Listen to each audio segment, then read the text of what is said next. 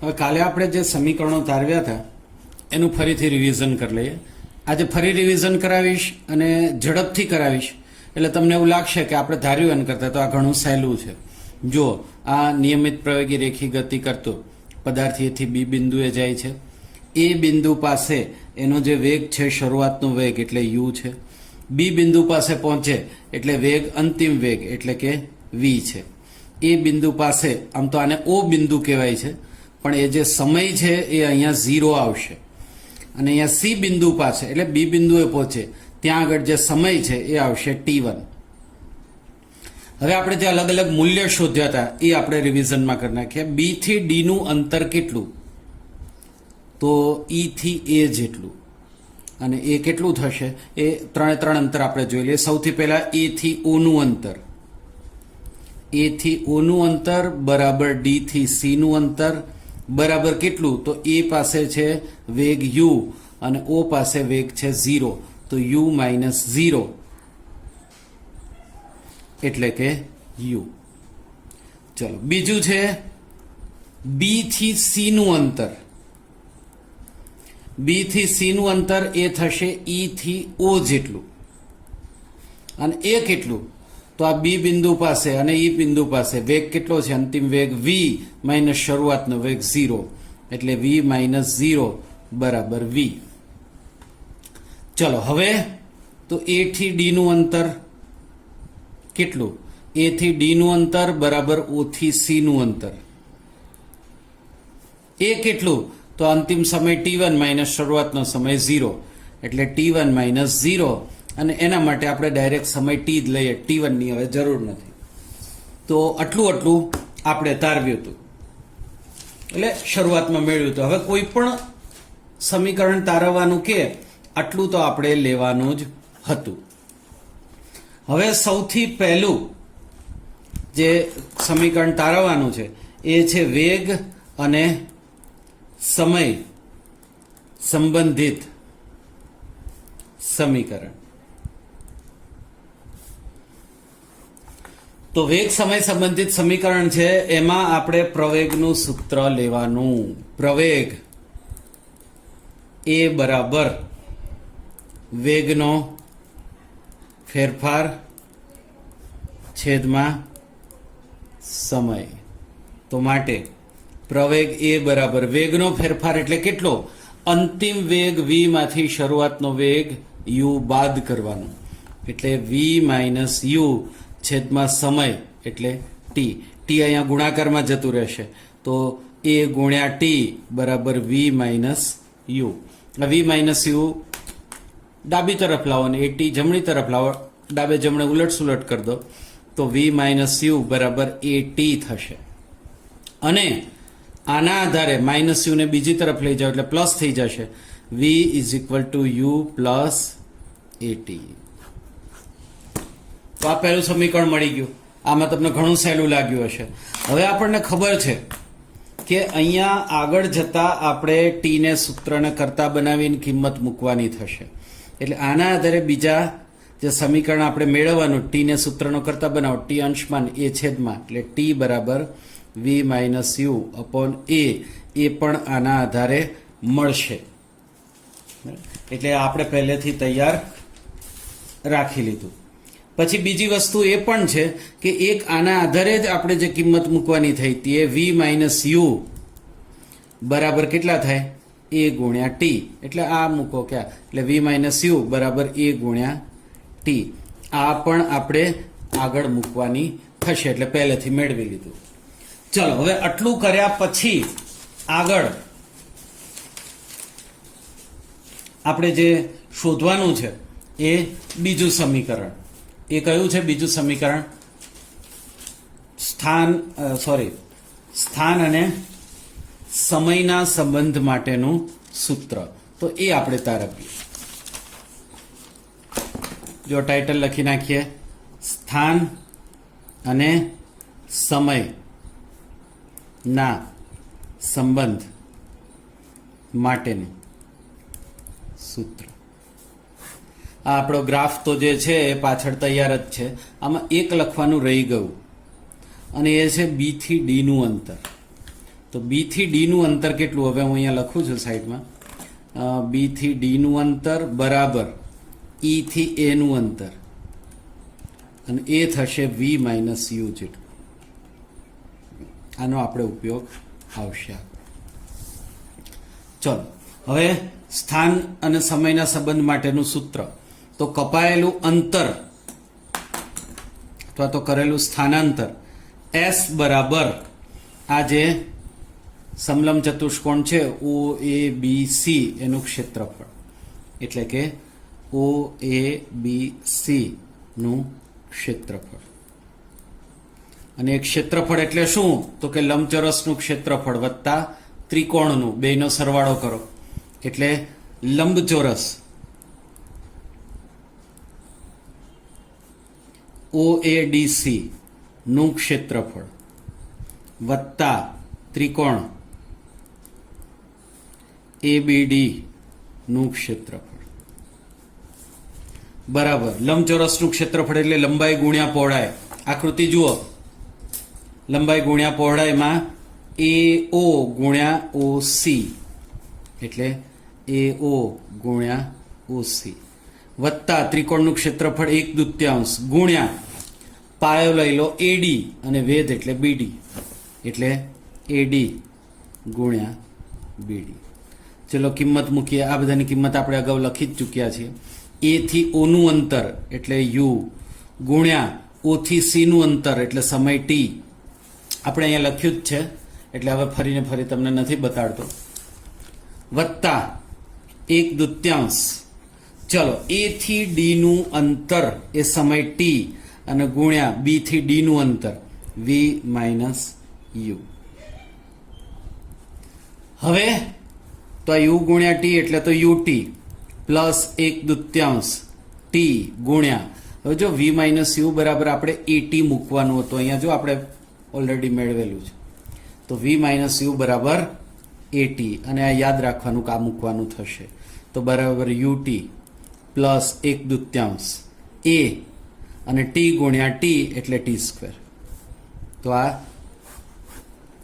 સ્થાન અને સમયના સંબંધ માટેનું સૂત્ર મળી ગયું. હવે ત્રીજું બાકી છે અને એ ત્રીજું છે સ્થાન અને વેગ માટેના સંબંધનું સૂત્ર. તો એ છે સ્થાન અને વેગના સંબંધ માટેનું સૂત્ર. એના માટે શું કરીશું? શરૂઆત તો આ રીતે જ થશે. S બરાબર સમલંબ ચતુષ્કોણ OABC નું ક્ષેત્રફળ. બસ ખાલી આ બે ભાગ નથી પાડવાના લંબચોરસ ને ત્રિકોણના. સમલંબ ચતુષ્કોણનું ડાયરેક્ટ સૂત્ર મૂકીશું. તો S બરાબર સમલંબ ચતુષ્કોણ OABC નું ક્ષેત્રફળ. સમલંબ ચતુષ્કોણના ક્ષેત્રફળનું સૂત્ર બે સમાંતર બાજુના માપનો સરવાળો ભાગ્યા 2 અને ગુણ્યા લંબ અંતર. તો બરાબર બે સમાંતર બાજુઓ કઈ થશે? ફરીથી આકૃતિ જુઓ તો બે સમાંતર બાજુ થશે AO વત્તા BC. તો AO વત્તા BC બેનો સરવાળો ભાગ્યા 2 અને ગુણ્યા લંબ અંતર. તો આ બે સમાંતર રેખાઓ વચ્ચેનું લંબ અંતર OC અથવા AD બંને એક જ થાય, ગમે તે લખો, આપણે OC લખીએ લંબ અંતર. હવે એમાં કિંમત મૂકવાની થશે. તો A થી O નું અંતર એ આવશે U જેટલું વત્તા B થી C નું અંતર આવશે V ભાગ્યા 2 અને ગુણ્યા OC O થી C નું અંતર સમય T જેટલું છે. આકૃતિ તમે દોરેલી જ હશે આ ગ્રાફ. જો આ O થી C નું અંતર આ સમય T જેટલું છે તો T મૂકી દો. અને હવે ફરીથી આગળનું જે આપણે તારવેલું સૂત્ર છે T ને સૂત્રનો કરતા બનાવીને T બરાબર V minus U upon A મૂકવાનું થશે. તો આ T ની કિંમત એ મૂકી દો એટલે આ V પ્લસ U અપોન 2 ગુણ્યા T ની કિંમત V minus U upon A. આ કોનું મળ્યું આપણને? કાપેલું અંતર અથવા સ્થાનાંતર S બરાબર તો માટે s બરાબર v માઇનસ યુ ને v પ્લસ યુ બે પદ સરખા પરસ્પર ગુણાકાર એટલે v square minus u square upon 2a અને 2a ને અહીંયા ગુણાકારમાં લાવી દો તો 2as બરાબર v square minus u square આ મળી ગયું. આમ ત્રણે ત્રણ મેં આજે ખૂબ ઝડપથી સૂત્ર ફરી તારવી દીધા અને આવી વારંવાર 2-4 વખત પ્રેક્ટિસ કરશો એટલે આવડી જશે. બરાબર, કંઈ એવું અઘરું નથી. હવે આપણે આ સૂત્ર આધારિત દાખલાઓ આજે જોવાના છે. દાખલાઓ જોઈએ પહેલા દરેકે દરેક સૂત્ર ફરી જોઈ લઈએ. એ છે v is equal to u plus a t, પછી s is equal to u t plus 1/2 a t square અને 2as બરાબર v square minus u square. હવે આમાં v છે એને અંતિમ વેગ કહેવાય છે, u છે એ શરૂઆતનો વેગ, a પ્રવેગ, t એટલે લાગતો સમય, પછી s એટલે પદાર્થે કરેલું સ્થાનાંતર. હવે જુઓ કંઈ બાકી રહ્યું, લગભગ બધું આવી ગયું. તો આ સૂત્ર થઈ ગયા. હવે આના આધારિત આપણે ઉદાહરણના અને સ્વાધ્યાયના અને બધા દાખલાઓ ગણવાની શરૂઆત કરીએ. હવે પહેલા ચોપડીનું ઉદાહરણ 8.5. જો એક ટ્રેન સ્થિર સ્થિતિમાંથી ગતિની શરૂઆત કરે છે, સ્થિર છે એટલે શરૂઆતનો વેગ u બરાબર 0 અને એકમ તો મીટર પર સેકન્ડ જ લઈ લેવાનો, કારણ કે 0માં તો ગમે તે એકમ લેવાય, અને 5 મિનિટમાં તો સમય t બરાબર 5 મિનિટ. સમય મિનિટમાં ના ચાલે, સેકન્ડમાં જોઈએ, એટલે પ્રત્યેક મિનિટ દીઠ 60 સેકન્ડ એટલે 60 વડે ગુણી નાખો એટલે સેકન્ડ થઈ ગયું, એટલે 300 સેકન્ડ આટલો સમય લાગ્યો. અને 72 કિલોમીટર પ્રતિ કલાકનો વેગ પ્રાપ્ત કરે તો અંતિમ વેગ v બરાબર 72 કિલોમીટર પ્રતિ કલાક. હવે આ મીટર પર સેકન્ડમાં જોઈએ, અને મીટર પર સેકન્ડમાં ફેરવવા માટે કેટલા વડે ગુણવાનું? 5/18. કિલોમીટર પ્રતિ કલાકને 5/18 વડે ગુણો એટલે મીટર પર સેકન્ડ થઈ જાય. 18 ચોખ્ખું 72 અને 5 ચોખ્ખું એટલે 20 મીટર પ્રતિ સેકન્ડ. જો શરૂઆતનો વેગ, અંતિમ વેગ, સમય આ બધું મળી ગયું. અને ધારવાનું કીધું છે કે એનો પ્રવેગ અચળ છે, એટલે પ્રવેગ અચળ છે. અચળ પ્રવેગ હોય ને તો જ આ સૂત્ર કામ લાગે. પ્રવેગ અચળ હોય તો જ આ સૂત્ર તારવી શકાય ને તો જ એ કામ લાગે, એટલે હોવો જ જોઈએ. તો હવે શું શોધવાનું કીધું છે? પ્રવેગ પહેલું શોધવાનું કીધું છે. અને આ વેગ પ્રાપ્ત કરવા માટે ટ્રેન દ્વારા કપાયેલ અંતર. પ્રવેગ તો સીધો શોધી શકાશે. પ્રવેગ એ બરાબર શું? v માઇનસ યુ, અંતિમ વેગ માઇનસ શરૂઆતનો વેગ છેદમાં સમય. ચલો, અંતિમ વેગ v એટલે 20 મીટર પ્રતિ સેકન્ડ માઇનસ શરૂઆતનો વેગ u એટલે 0 અને છેદમાં સમય કેટલો લાગ્યો? 300. તો 20 માંથી 0 જાય એટલે 20 અને છેદમાં 300. એક 0 કેન્સલ થશે એટલે 2/30 અને છેદ ઉડાડો તો પ્રવેગ એ બરાબર 1/15 મીટર પ્રતિ સેકન્ડ. હવે આને દશાંશ એટલે પોઈન્ટમાં ન લાવો તો ચાલે, આટલું અપૂર્ણાંક ઇનફ છે. હવે કાપેલું અંતર અથવા તો ટ્રેન દ્વારા કરાયેલું સ્થાનાંતર, તો એના માટે સૂત્ર, તો એના માટેના સૂત્ર 2 છે. જુઓ, આનાથી પણ શોધી શકાય. કાપેલું અંતર s બરાબર ut, શરૂઆતનો વેગ u છે, સમય છે, પ્રવેગ શોધી લીધો, બરાબર. આ સૂત્ર વાપરી શકાય અને નીચેનું સૂત્ર વાપરી શકાય. બંને વેલિડ છે, બંને પૈકી ગમે તે વાપરી શકાય. તો કયું વાપરીએ? ચોપડીમાં ગણીને આપ્યું છે એમાં નીચેનું સૂત્ર વાપર્યું છે, એટલે આપણે આ વચ્ચેવાળું વાપરીએ. ચોપડી કરતાં કંઈક અલગ કરીએ. તો સૂત્ર આવશે સ્થાનાંતર s બરાબર ut પ્લસ 1/2 at સ્ક્વેર. બરાબર શરૂઆતનો વેગ u એટલે 0 અને ગુણ્યા સમય t, હવે સમય ગમે તેટલો હોય ગુણાકારમાં 0 એટલે આ પદ તો 0 જ થઈ જવાનું છે, પ્લસ 1/2 પ્રવેગ a નું મૂલ્ય આપણને મળ્યું 1/15 અને ગુણ્યા સમય t નો સ્ક્વેર, સમય કેટલો છે 300 એનો વર્ગ. ચાલો હવે 300 ગુણ્યા 0 એટલે 0 પ્લસ 1/15 ગુણ્યા 2 કેટલા થયા 15 દુ 30 અને 300 નો વર્ગ એટલે 300 ગુણ્યા 300. હવે 0 0 કેન્સલ ને 3 10 30 300 ગુણ્યા એટલે s બરાબર 300 ગુણ્યા 10 એટલે 3000 મીટર આ કાપેલું અંતર થયું. અને કિલોમીટરમાં ફેરવો તો 3000 ભાગ્યા 1000 બરાબર 3 કિલોમીટર, એટલે મીટરમાં લખી શકાય 3000 મીટર, કિલોમીટરમાં ફેરવો તો 3 કિલોમીટર થાય. તો ટ્રેને 3 કિલોમીટર જેટલું અંતર કાપ્યું હશે. તો આ થયો ઉદાહરણ 8.5. હવે આપણે ઉદાહરણ 8.6 જોઈએ. ચલો ઉદાહરણ 8.6 હવે તમને પ્રશ્ન થાય કે સાહેબ બધા ઉદાહરણ ગણાવે તો આ સ્વાધ્યાયના પ્રશ્નો ને એ તમારે ગણવાના, કેવું સારું લાગે? એટલે પ્રયત્ન કરો, નહીતર પછી હું ગણાવીશ. પણ એકવાર તમે ટ્રાય કરશો તો તમને ખ્યાલ આવશે કે કેટલું આવડે છે, કેટલું નથી આવડતું, ક્યાં તકલીફ પડે છે. બાકી પછી હું તો છું જ. એટલે 8.6 જુઓ, એક કાર અચળ પ્રવેગથી 5 સેકન્ડમાં, આપણે કામની વસ્તુ નોંધવા માંડો, સમય t બરાબર 5 સેકન્ડ, 18 કિલોમીટર પ્રતિ કલાકથી 36 કિલોમીટર પ્રતિ કલાકનો વેગ પ્રાપ્ત કરે છે.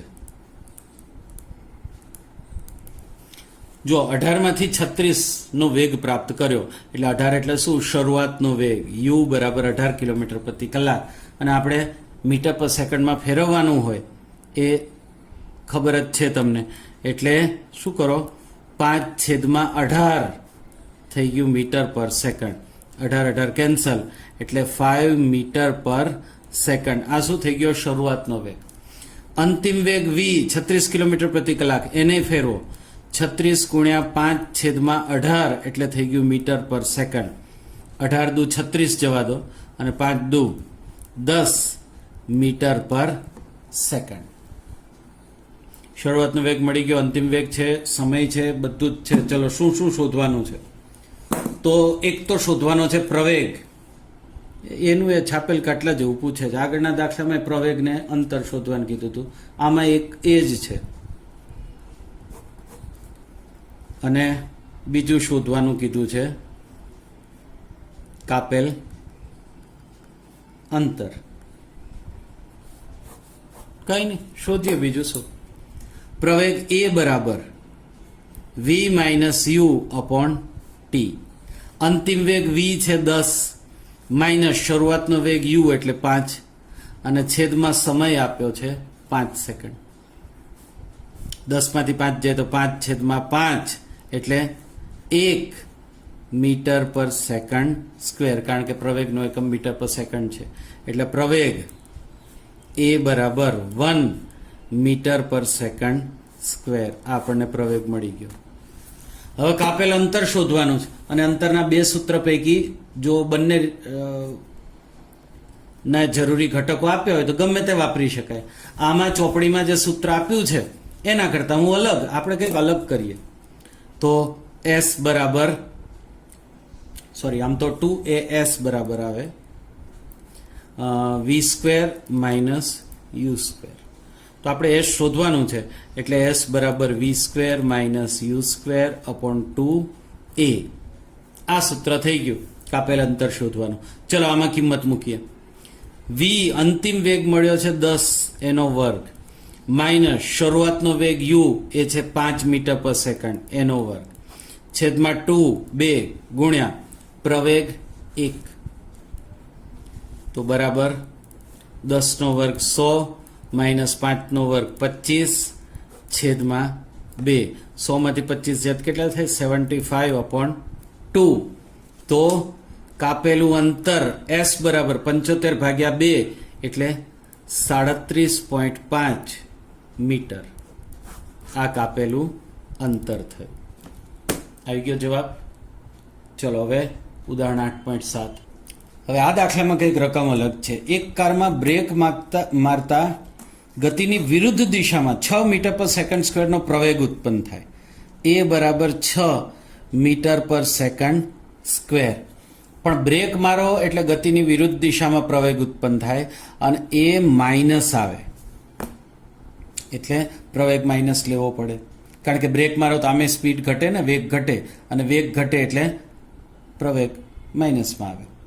જો કાર બ્રેક માર્યા બાદ 2 સેકન્ડ પછી રોકાતી હોય, સમય t બરાબર 2 સેકન્ડ, તો આ સમય દરમિયાન એને કાપેલું અંતર શોધો. અંતર s શોધવાનું છે. હવે આમાં એક વસ્તુ આપી નથી છતાં આપી દીધી છે. કઈ? અંતિમ વેગ. કારમાં બ્રેક મારી મતલબ કાર ગતિમાં હતી, એ તો થયું, એટલે શરૂઆતનો વેગ તો u આવશે, પણ આપણને ખબર નથી. પણ બ્રેક માર્યા બાદ 2 સેકન્ડ પછી ગાડી રોકાઈ જાય એટલે અંતિમ વેગ v બરાબર 0 મીટર પ્રતિ સેકન્ડ. અંતિમ વેગ 0 લઈ લેવાનું, કારણ કે ગાડી રોકાઈ જાય છે. આ ધ્યાન રાખવાનું. હવે કાપેલું અંતર શોધવાનું છે, તો એના માટે અંતિમ વેગવાળું સૂત્ર વાપરી શકાય. અંતિમ વેગ v is equal two u plus at. તો શરૂઆતનો વેગ u આપણે શોધવાનો છે. અંતિમ વેગ v એટલે 0 પ્લસ પ્રવેગ a નું મૂલ્ય -6 અને સમય t બરાબર 2 સેકન્ડ. તો માટે આ u છે એને ડાબી તરફ લાવો એટલે -u બરાબર 6 દુ 12 અને માઇનસ નિશાની બંને તરફથી માઇનસ દૂર કરો એટલે શરૂનો વેગ u બરાબર 12 મીટર પર સેકન્ડ. આ શરૂઆતનો વેગ મળી ગયો. હવે કાપેલું અંતર શોધવાનું છે, તો અંતર શોધવા માટે ગમે તે સૂત્ર વાપરી શકાય. ચલો, કાપેલ અંતર s બરાબર ut પ્લસ 1/2 at સ્ક્વેર. ચલો, શરૂઆતનો વેગ u 12 મીટર પર સેકન્ડ, સમય 2 સેકન્ડ છે, 1/2 પ્રવેગનું મૂલ્ય -6 મીટર પર સેકન્ડ સ્ક્વેર, અને સમયનો વર્ગ, સમય t એટલે 2 સેકન્ડ એટલે 2 નો વર્ગ. તો હવે આનું સાદુરૂપ 12 દુ 24 વત્તા 1/2 ગુણ્યા -6 ગુણ્યા 2 નો વર્ગ એટલે 2 ગુણ્યા 2, આ એક કેન્સલ થશે, તો 24 માઇનસ નિશાની આગળ આવશે અને 6 ગુણ્યા 2 12, 24માંથી 12 જાય એટલે 12 મીટર આ પદાર્થે કાપેલું અંતર થશે, 12 મીટર. બરાબર છે. ચલો, હવે બ્લુ પ્રશ્ન જે છે પેજ નંબર 109 ના અને સ્વાધ્યાયના બધા દાખલા ગણવાની શરૂઆત કરો, જોઈએ કેટલા આવડે છે.